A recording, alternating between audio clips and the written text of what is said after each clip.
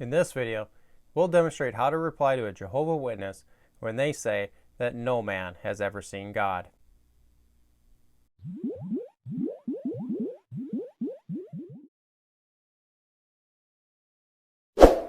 Reminder to hit the subscribe button below and turn on the notification bell to stay up to date as new videos come out. And if you're interested in supporting this ministry, just go to justscripture.org and click on the support page.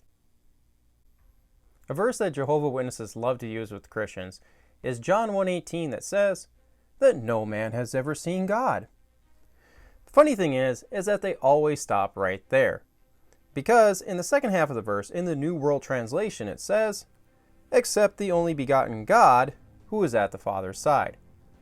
The opening prologue of John's Gospel is all about Jesus.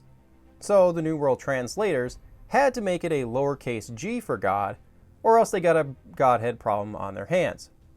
But you might want to challenge them in reply to that with, well, what about Jacob's famous wrestling match with God in Genesis 32?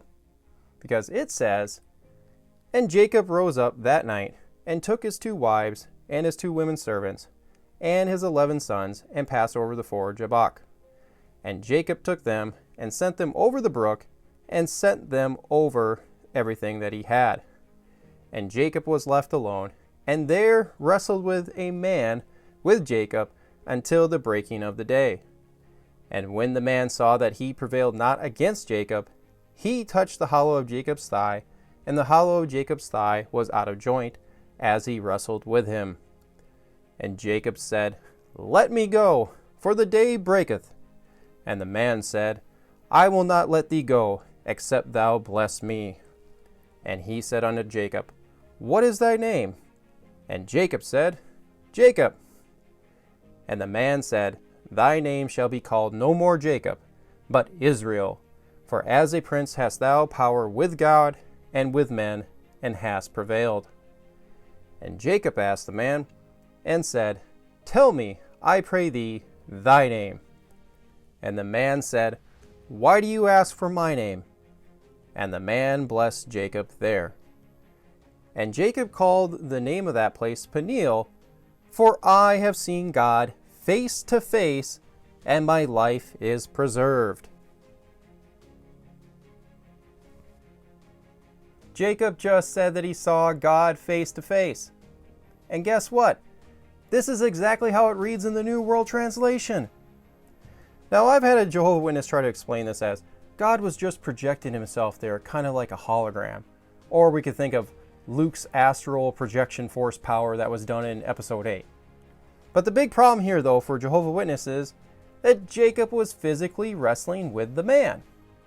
And the man, or really we could say the God-man now, physically touched Jacob on his thigh and knocked his hip joint out of place.